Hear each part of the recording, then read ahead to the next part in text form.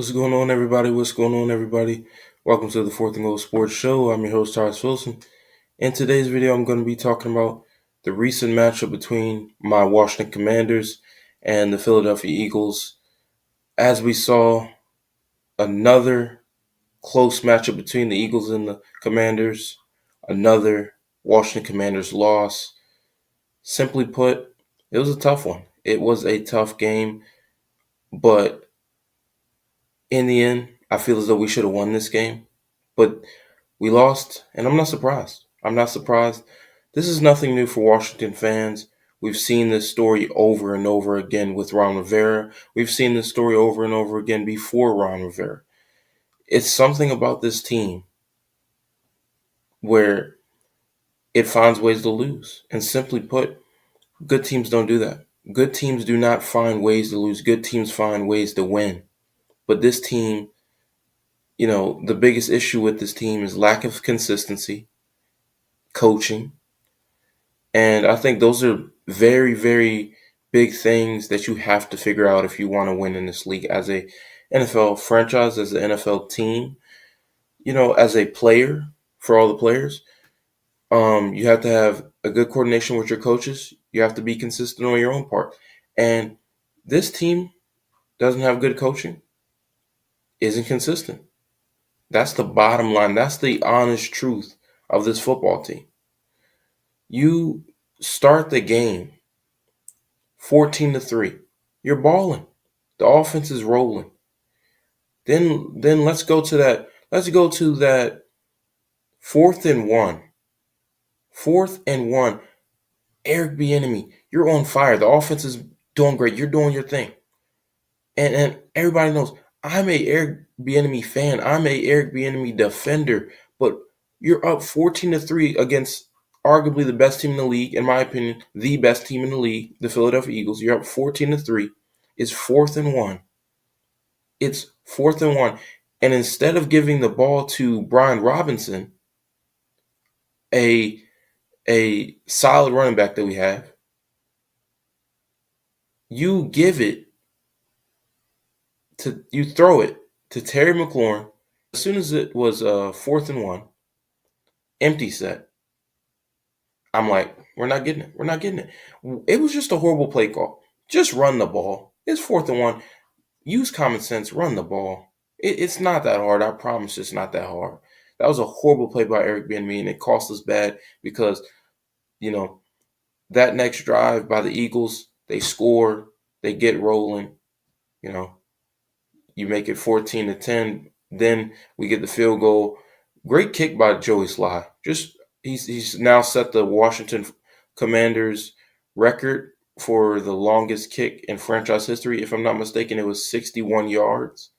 But you wouldn't even have had that if it wasn't for the undisciplined, play there, if I'm not mistaken, by Chris Paul, who, in my opinion, he played well today, but he definitely has a lot to clean up.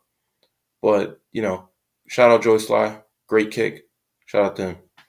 But I know with this loss, a lot of people are talking about Ron Rivera, who, of course, Ron Rivera deserves his fair share of criticism. And I think most fans understand how I feel about Ron Rivera. I can agree with the majority of the fans that, feel like he needs to go. It's long overdue.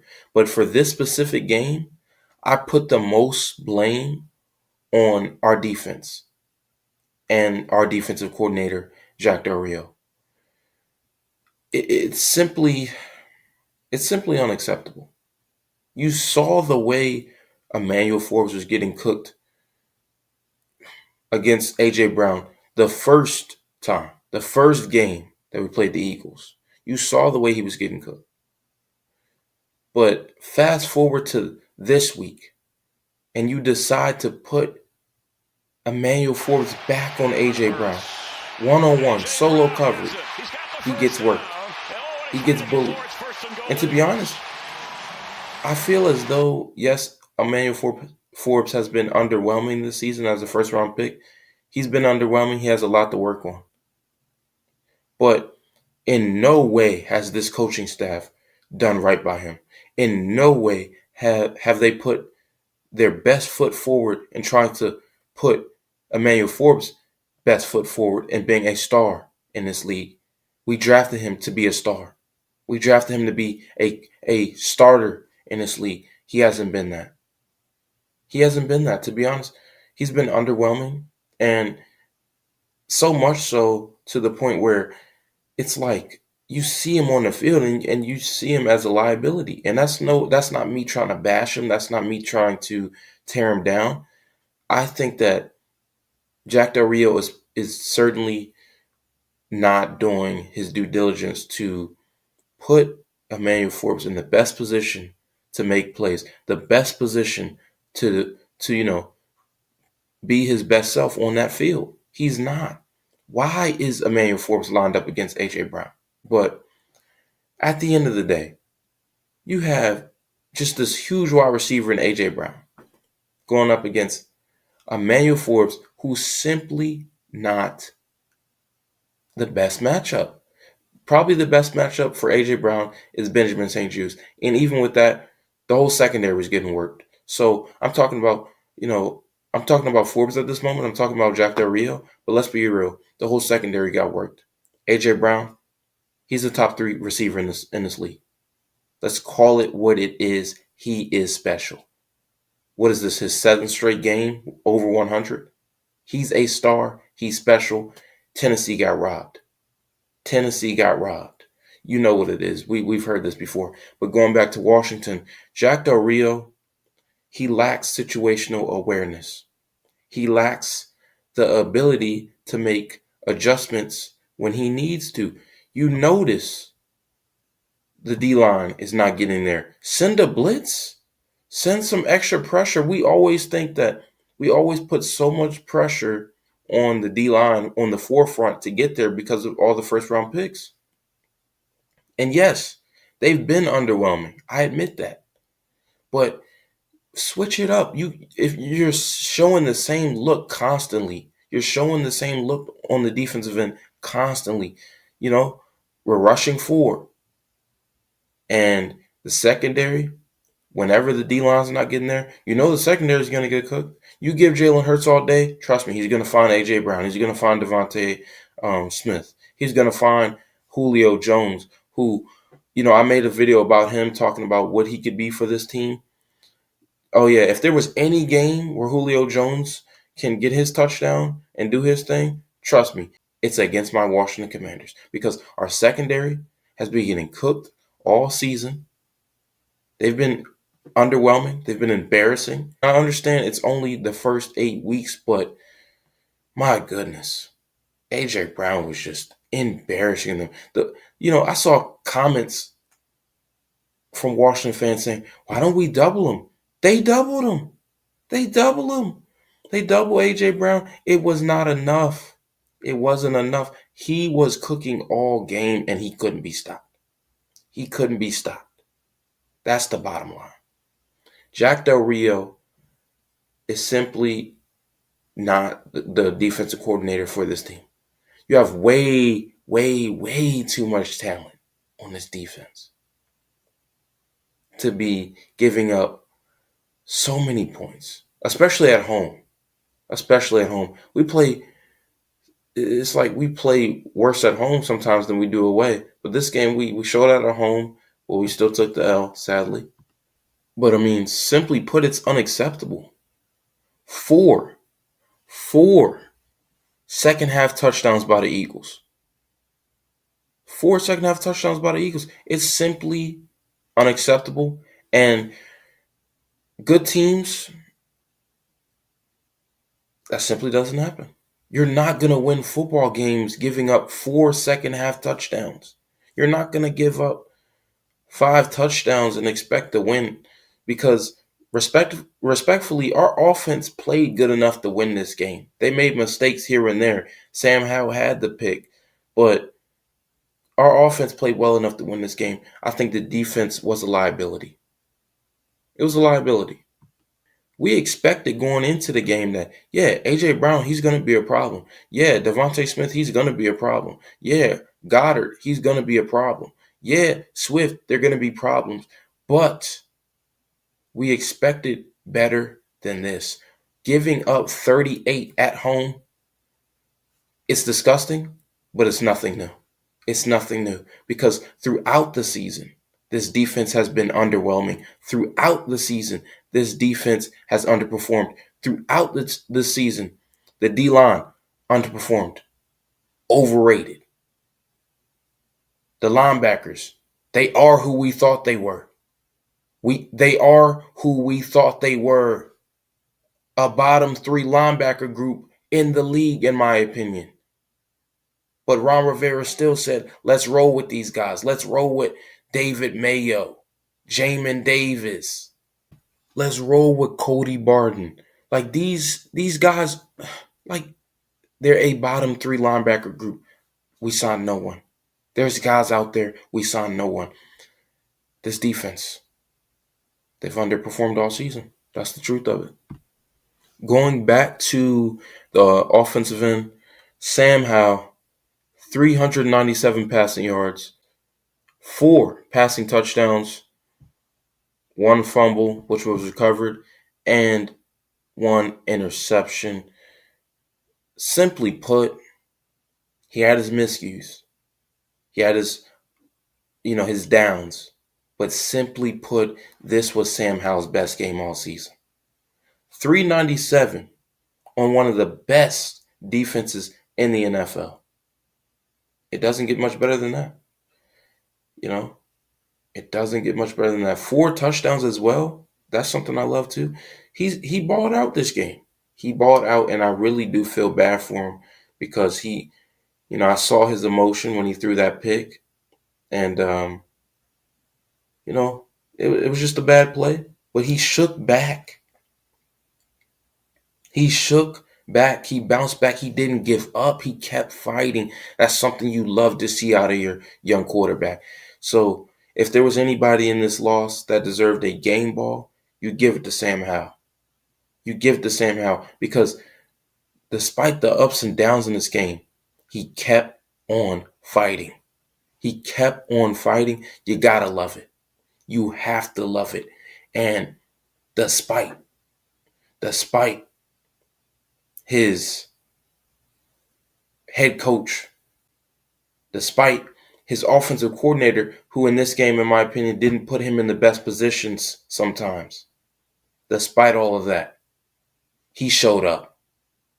He showed up. He showed out. He made his mistakes here and there. He threw the pick. He had to fumble. But he showed up. He did his part to win this game. He can't control, plays like where he's throwing to Terry. You could argue that wasn't the perfect throw. You could argue that wasn't the best throw. Terry should have caught it. The first time, should have caught it. The second time, should have caught it. This was a tough game for Terry. Simply put, Terry McLaurin could have had a better day. He could have had a better day. 5 catches, 1 receiving touchdown. Great catch in the end zone. That was a great catch. Great throw. Loved it. 63 receiving yards. Not enough.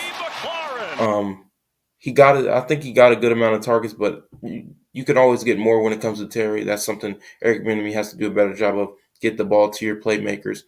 I think we did a better job of that this game for the most part, but we needed to see that more in the second half. But he dropped 2, not 1, but 2 key passes and in crucial moments. And it's simply unacceptable. It's simply unacceptable. And he'll be the first to tell you, this guy, I've said it before, I'll say it again, this guy is a top 10 receiver. And I'm sure he holds himself in that regard or even higher. But Terry McLaurin knows he should have caught those balls. And those big moments, you got to have it. You have to have it. And it's tough. It's tough. Jahan Dotson, going to Jahan Dotson here, pivoting from Terry to Jahan. Jahan showed up today. We heard all the talk about, is he having a sophomore slump? Is he really, struggling this year? Because he's been struggling for sure. He's had a lot of drop passes, hasn't found the crisp connection so far with Sam Howell. But all of that changed in this game. 8 catches, 108 receiving, 1 touchdown. He did his thing. Solid game by Jahan. It's just, it's simply put, you wanted to win. You wanted to win. Stats are nice, but you want to win. That's above all else. You just want to win. That's the bottom line. That's what matters in this game. Win. There's no moral victories when it comes down to it. There's no moral victories. There's no, we played close with, one of the best teams in the league. That's loser mentality. There's no, we lost this game because of the refs. We lost this game because of the refs. They cheated us. We don't do that. We don't do that. Or some of y'all will, but I won't. That's loser mentality. This team didn't lose because of the refs. This team lost because of coaching. This team lost because of the players. This team lost because you gave up 4 touchdowns in the second half. You let A.J. Brown destroy you. You let Julio Jones get his TD. You let everybody eat. I said this before, I'm going to say it again. The Washington Commanders defense is a get-right defense, meaning that when you see our defense, when you play against our defense, that's when you get right. We play New England next week. I promise you. They've been struggling all season. I wouldn't be surprised if they get right. I wouldn't be surprised. And obviously, we don't know what our roster may look like next week with the trade rumors concerning Montez Sweat, Chase Young, and some of the other guys. You never know what could happen. But all I know is this defense, it needs a change. And I really would hate to see Chase Young go. I would hate to see Montez go. And I would hate to see some of those other guys go. But above all else, we can't keep playing like this. We can't keep playing like this and expecting to win. This is the 5th game of the season that Washington has given up 30 points or more. It's simply unacceptable. This defense has so much star power. This defense has so much talent, and it's been wasted. So, if Chase Young does get traded, if Montez Sweat does get traded, if some of our other guys do get traded, more than anything, as a Washington fan, as a fan of those guys, I want to see them get traded to a contender. I want to see them get traded to a team where they have a chance to win. I know that the Ravens are rumored to be interested in Montez. So I really do hope if Montez does get traded, I hope he gets traded to the Ravens. I want to see these guys win, and it more than anything, I want to see these guys win, and it's not going to be here. That's the honest truth. It's not going to be here. It probably will not happen this week. It probably won't happen next week, and who knows? It might not even happen this season. It might happen after the season. But Ron Rivera, Jack Del Rio, it's time for them to go. It's time for them to go. It is past time for them to go. Through 13 seasons as a head coach, Ron Rivera has won over 7 games only 3 times. Only 3 times. Simply put, that's not a stat you'll see for elite coaches. That's not a stat you will see for good coaches. But Ron Rivera, he's such a mid-tier coach. He is such a mid-tier coach. He's right there. Not right here, not down here. He's right there. He's just a mid-tier coach. And at this point, we've seen the same story over and over with Rivera. We've seen it over and over. Ron Rivera is the type of coach that's going to get us to like 7, 8, 9 wins. He's going to get us there. But we're never going to get to that 10 mark, that 11 mark, that 12 mark. That's something we dream about. That's something, we can only hope for. And even when we hope for it, those hopes are just grasping at the wind. Ron Rivera is not the guy for this team. He's not going to lead us to where we need to get to. It's too much talent on this team, and it's inexcusable. I think it's time to excuse him of his duties. And I think, in a unbiased sense, it's probably best to do it once the season's over. But I think it's time. I think it's time we move on, and it might be time. It is time we start anew. And I think with this loss, we start to get into that. We start to really make decisions where is this best for the team's future? And it's about time we start thinking with that mindset. In conclusion, I just want to say thank you guys for watching. Thank you guys for supporting the Fourth and Goal Sports YouTube channel. Please be sure to like, comment, share, subscribe, as well as follow on the Fourth and Goal Sports Instagram page. I'm your host, Sarge Wilson. This is the Fourth and Goal Sports Show. Peace.